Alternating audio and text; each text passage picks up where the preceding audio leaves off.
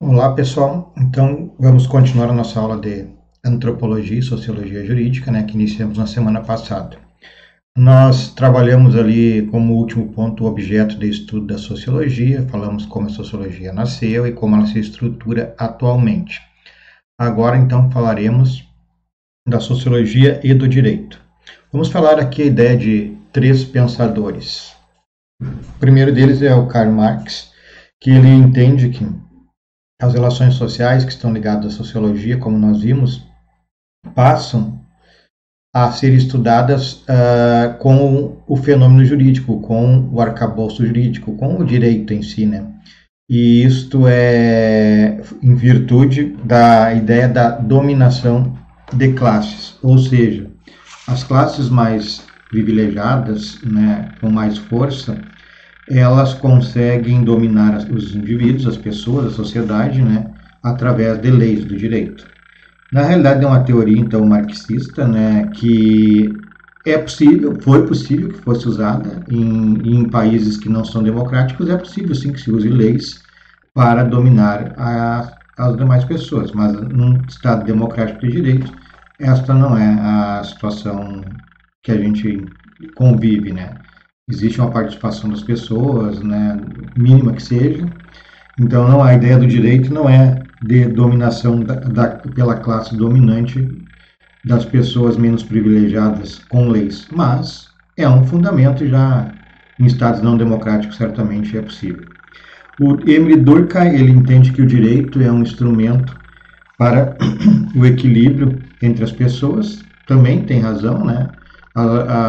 Os organismos sociais, há embates entre as pessoas, porque as pessoas participam de grupos.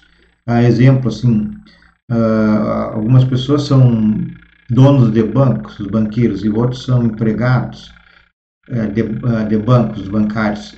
Eles têm ideais diferentes, então há uma luta, né, desses grupos, como os produtores rurais e os sem terra, a propriedade produtiva, fim social.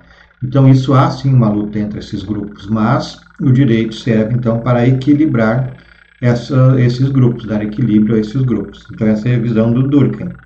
E a visão do Weber é um instrumento que racionaliza a legitimação da submissão e da dominação. É verdade, também, não deixa de ser verdade. Eu tinha um professor que dizia isso, que o direito, ele serve, o Estado, né, jurídico, ele serve para que as pessoas obedeçam a um órgão que não existe, na realidade, um órgão abstrato, né, que é o Estado, para não dizerem que estão obedecendo a um presidente, a um deputado. Então, na realidade, também as três correntes têm razão. Então, a primeira do Marx, que seria um instrumento de dominação de uma classe pela outra. Em estados democráticos não é, em estados não democráticos é possível, que o direito tem força, né? O direito não brinca com flores, como me dizia esse mesmo professor. O Durkheim diz que é um instrumento de equilíbrio entre as classes, entre as pessoas, também é verdade, né? Ele coloca freio em todas as pessoas e dá direitos a todas as pessoas, então ele faz sim esse equilíbrio entre os grupos e entre as pessoas. E o Weber, então, é um instrumento que racionaliza, né, o domínio, a legitimação da submissão das pessoas. Nós somos submetidos ao império da lei, é verdade.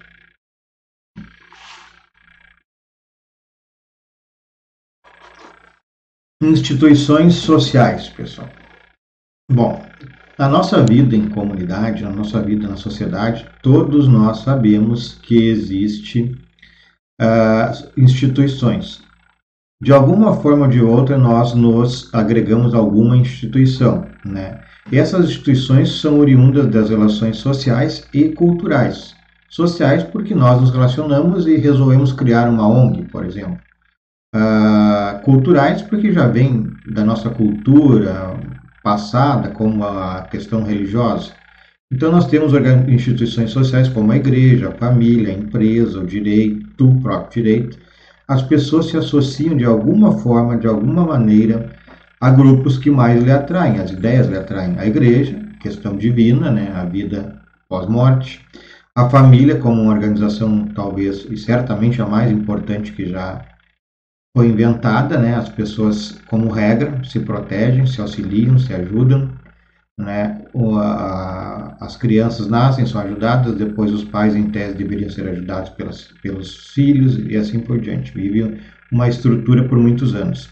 As empresas, né, que têm objetivos familiares ou individuais mesmo, né, de sobrevivência, de ganhar o seu sustento. E o direito, né, como forma de organizar a sociedade, inclusive todas essas instituições sociais. Só que essas instituições sociais, ela impõe sobre as pessoas padrões de conduta. Então, quando eu vivo em família, eu aprendi os padrões de conduta da família. Eu normalmente sigo aqueles padrões, como eu aprendi. Né? A igreja, ela tem padrões, né? Tem dogmas. Normalmente, quem frequenta a igreja, como regra, segue aqueles padrões determinados pela igreja. O direito determina também que se siga diversas condutas, que são as leis, que determinam nossas condutas. Como regra, nós obedecemos. Sempre há exceções em todas essas instituições, em todos esses padrões. Se não houvesse essas exceções, né, não haveria crime, enfim, não haveria desregramento, né, todos cumpririam os objetivos, os padrões impostos por essas instituições sociais, né? A igreja, a família, a empresa, o direito. Né? Só que esses padrões vão se transformando com o tempo. Talvez aí esteja a questão do rompimento desses padrões, com a igreja, com a família e até com o próprio direito. Por exemplo, o conceito de família para a igreja e para as famílias, como maior parte das famílias, era um casamento entre um homem e uma mulher. Com a evolução, se chegou hoje ao casamento homoafetivo. Né? Então, houve uma transformação. Muitas pessoas não aceitam. A igreja tem dificuldade para aceitar, a sociedade tem dificuldade para aceitar, as famílias têm dificuldade para aceitar. E aí que se rompem os padrões. Quando uma pessoa entende que quer uma relação homoafetiva, ela rompe o padrão com a sua família. Algumas famílias aceitam, outras não. Rompe o padrão com a igreja. Alguns religiosos aceitam, outros não. Né? Então, nós temos esses rompimentos de padrões. Isso ocasiona, então, uma certa situação de conflito, né, conflitiva entre as pessoas destas instituições sociais e, por vezes, até mesmo com a lei na busca de mudanças de padrões. Né? Então, essas instituições elas transmitem o padrão de comportamento dominante entendido como válido pela sociedade. O problema é que um dia alguém desvia desse padrão e aí geram os conflitos que podem ser desde algo simplesmente imoral até algo criminoso. Então essas são as nossas instituições sociais que transmitem padrões que podem vir a ser rompidos algum dia, em determinada época, por alguém que sinta necessidade de ser diferente, de andar diferente, de ter uma vida diferente. Bom, depois das instituições sociais, nós temos as instituições jurídicas, né? Elas derivam destas instituições sociais. Então, as instituições jurídicas, que são o nosso arcabouço legislativo, nossas leis, que são os nossos órgãos criados por lei, judiciário, polícia, Ministério Público, Secretaria de Saúde.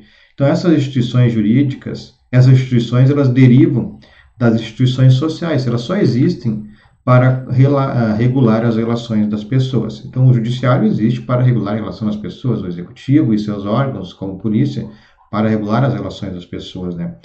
Então, essas instituições jurídicas, elas controlam as funções legais para manter a organização da cidade, da organização social.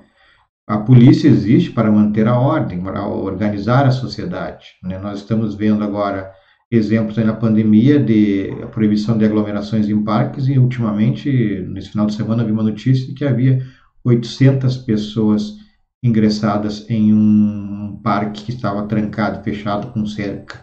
Né? A polícia e a guarda municipal foi chamada para retirar essas pessoas. Então, essas instituições jurídicas, elas são criadas pelas leis, elas advêm das relações sociais e elas servem para regular justamente essas relações sociais. Nós temos que ter em mente que quanto mais próximo o ordenamento jurídico da organização social, mais possível o controle pelo Estado. Então, esses rompimentos de padrões, eles advêm principalmente quando não há uma proximidade entre a relação social e a organização jurídica, entre a instituição jurídica e a instituição social, como igreja, família, empresa, direito.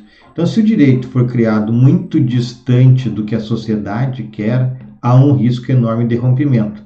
Querem ver um exemplo? Jogo do bicho. O jogo do bicho é ilegal, é uma contravenção penal denominada jogo de azar. E ele é um jogo que acontece todos os dias em tudo que é lugar. Por quê? Porque a sociedade acostumou, tem a cultura deste jogo. Então a lei não consegue fazer cessar essa conduta, mesmo que eventualmente puna alguém, prenda alguém, mas continua havendo o jogo do bicho, porque há um distanciamento muito grande entre essa relação social e essa relação jurídica. Então, por isso que as leis, elas advêm normalmente das relações sociais. Como eu disse para vocês, um deputado não dorme, no outro dia amanhece com a ideia, hoje eu vou criar uma lei. Não, essas leis, essas instituições jurídicas, elas surgem dos padrões de comportamento, das relações que estão existindo em dado momento na sociedade. E por isso que acaba sendo quase que inteiramente cumprida, porque é um comportamento que já existe na sociedade, o que é correto ou é pernicioso, e se acaba criando uma lei para regular esses comportamentos, né? Querem ver como se tem que evoluir e o direito tem que evoluir junto? A 1940, 41, quando o Código 1º de janeiro de 1942, quando o Código Penal foi instituído, passou a vigorar, não existíamos a questão da informática, então não havia crime de informática lá. Com o passar do tempo, as relações sociais, as relações do homem foram evoluindo, ele começou a dominar a informática e passaram a nascer, nos últimos, 10, 15 anos, 20, crimes da informática. Então, agora em 2000 e alguma coisa, 2010, por ali, 2012, nasceram os crimes da informática, lá no artigo 154A do Código Penal. O direito, vendo essa nova cultura da informática, sentiu necessidade de intervir. Então, o deputado não anoiteceu e amanheceu, sonhou e daí de manhã propôs uma lei. Não, adveio das relações que estavam existindo. Domínio da informática, crimes da informática, invasão dos dispositivos, né, informáticos. E aí, quando houve aquela invasão das fotos íntimas da Carolina Dickmann, o parlamento se reuniu e resolveu regular essa situação, que é crime invadir os dispositivos informáticos, né, de outras pessoas. Então, a lei nasce disso, e para essa lei ser cumprida, tem que haver uma proximidade entre a lei escrita e o comportamento da sociedade. Porque se ficar muito distante o comportamento da sociedade da lei, essa lei não vai ser cumprida. Olha o jogo do bicho, né? E outras leis por aí que nós sabemos que não são cumpridas. Bom, e a socialização? Qual é o processo de socialização dos indivíduos? Como que eles podem conviver em sociedade? Nós já vimos que existem instituições sociais, igreja, escola, clubes. Nós já vimos que existem instituições jurídicas criadas para regular essa convivência social, né? Então, a socialização é uma forma de controle social, né? E essa socialização se dá pela prática social do dia a dia, das relações entre as pessoas, e aí nós voltamos lá às relações sociais, né? Esse controle social das pessoas se dá pelos dogmas da igreja, a igreja segura muitos comportamentos inadequados.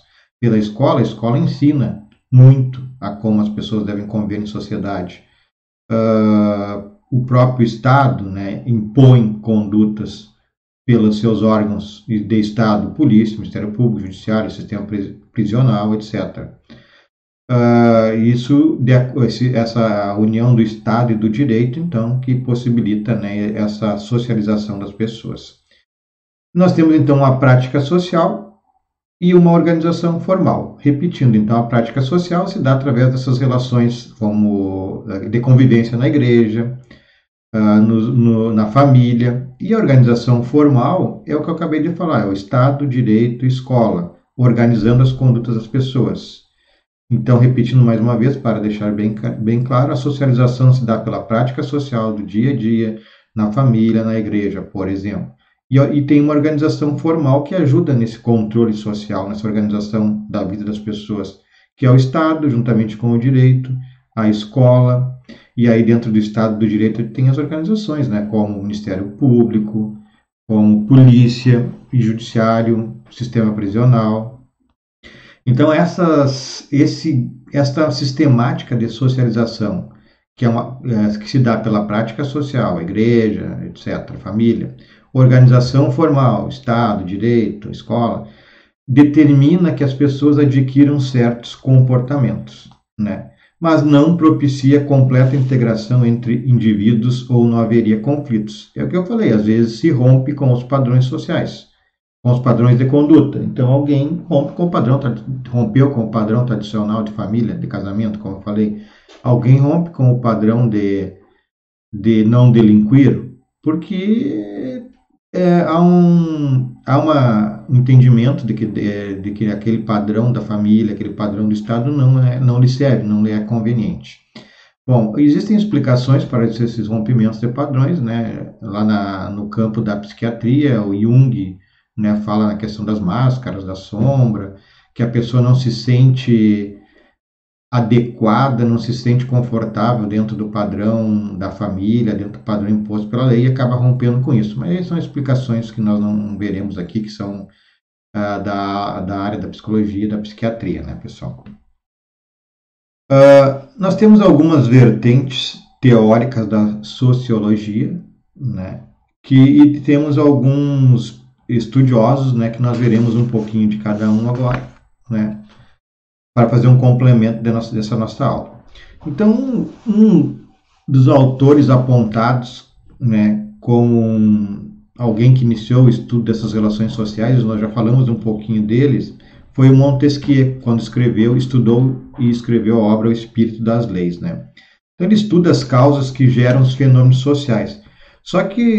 E as causas materiais e sociais do comportamento das pessoas. Só que o estudo dele deriva da pesquisa, da observação do Estado, que era o Estado absoluto na época dele, e dos regimes políticos. Então ele cria, depois desses estudos, ele traz essa ideia da tripartição de poderes que nós falamos na aula passada.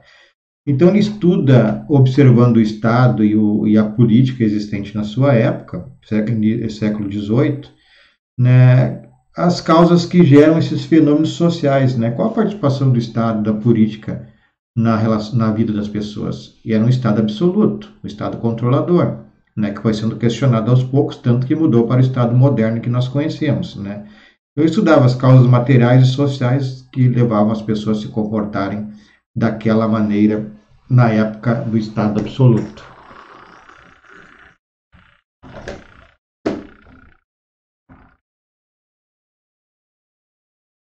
Então ele entendeu, né, que o Estado, a forma de Estado, a religião dominante na época, ela tinha algum controle, alguma influência sobre a vida das pessoas. Então ele foi demonstrando isso no seu livro, a obra, né, O Espírito das Leis. O Augusto Comte, né, o objeto de estudo dele é a sociedade, mas ele tinha ideia, ele é um positivista. Ele contrapunha ao direito natural. Então ele trabalhava o direito positivo em contraponto ao direito contrário ao direito natural. Nós tivemos, para quem estuda introdução ao estudo do direito, como uma escola do direito, escola jurídica, a escola do direito natural, que dizia que todo direito, mesmo não positivado, ele tem origem cunho divino, né, superior. Ou seja, são direitos inatos ao ser humano. Não precisaria ter lei para dizer que o homem tem direito à vida, ao patrimônio, à liberdade sexual, etc. Né? E mesmo depois, num segundo momento, quando começaram oposições a esta ideia de direito natural, quando veio o positivismo, aí essa escola de direito natural se reinventou, acabou falando e entendendo dizendo que, apesar de estar escrito o direito, mesmo assim a fonte era divina, era o direito natural. O Augusto Comte, então, era um positivista, ele se contrapõe a essa ideia do direito natural e disse que direito é aquilo que vigora de fato, né? Então, existe uma relação social na sociedade e quando ela virar lei, isso é direito, né? Aquilo que estiver escrito na lei é o que tem que ser observado, porque é o que está descrito e é o que deve ser cumprido. Obviamente, quem estudar estas questões com maior profundidade, e nós veremos isso num determinado ponto desse nosso estudo da sociologia e da antropologia jurídica, tudo tem um limite, né? O direito positivo existia na Alemanha nazista. E qual era a legitimidade dele? Só porque estava escrito valia? Então não é bem assim. Né? O estudo dos mesmos positivistas sabem que o direito positivo tem certas nuances que devem ser observadas. Depois nós temos o Karl Marx. O Karl Marx, como nós todos sabemos, ele é um indivíduo então que propôs o socialismo, mas ele trouxe algumas ideias que em seguida eu vou falar para vocês que acabaram tendo bom efeito. Para ele, a sociedade era como tensões provenientes do capitalismo com relações sociais de produção. O Karl Marx, ele entendia, né, que a sociedade vivia em tensão. E essa tensão advinha do sistema capitalista de produção e com as relações sociais de produção, ou seja, do sistema de produção, que eram dos patrões, né, com os empregados que queriam participação, né, não queriam apenas ser empregados e receber um salário, na época, certamente indigno, né. Então, houve alguns avanços em virtude disso, em virtude desse contraponto entre os meios de produção, que eram de propriedade de algumas pessoas, e dos trabalhadores que dispunham da mão de obra, então era meios de produção versus mão de obra. O Karl Marx defendia que todos deveriam ser iguais, né? Os meios de produção deveriam ser, então, do Estado, ou do povo, num segundo momento.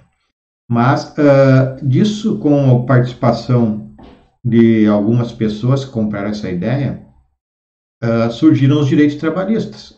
Se estudar a época do marxismo, veremos que seus discípulos conseguiram impor alguns direitos trabalhistas. As pessoas não tinham direitos, trabalhavam muitas horas sob condições péssimas e, em virtude dessa ideia do Marx, alguns direitos trabalhistas começaram a surgir já lá no século XIX, 1800 alguma coisa. Para ele, as relações sociais no capitalismo são produzidas a partir das classes sociais, entre quem detém o meio de produção e quem tem as forças de trabalho. É o que eu falei, são interesses opostos de quem detém os meios de produção com aqueles que têm a sua mão de obra. Então são os patrões versus os empregadores. Essa é a ideia do Marx na relação social e jurídica. E ele entende que o direito, isso é na época dele, né? Que o direito acabava por sancionar, por dar poder a essas pessoas que detinham o meio de produção, que eram os empregadores.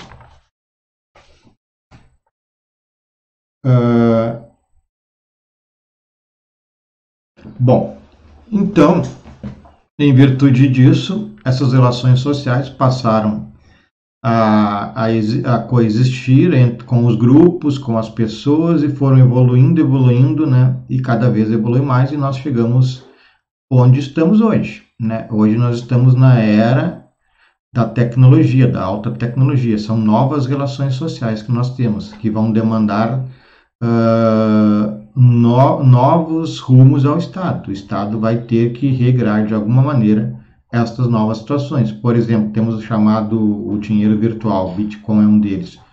Qual o regramento que o Estado põe a isso? Isso coloca em risco, explora algumas pessoas ou não explora? Não sei, é algo que o Estado vai ter que se adaptar. Bom, algumas coisas como que hoje já são mais comuns para nós, invadir um computador, o Estado já vem regrando. Mas e a chamada inteligência artificial? Né? Então são novas relações e isso vai demandar que o Estado acabe legislando, pessoal.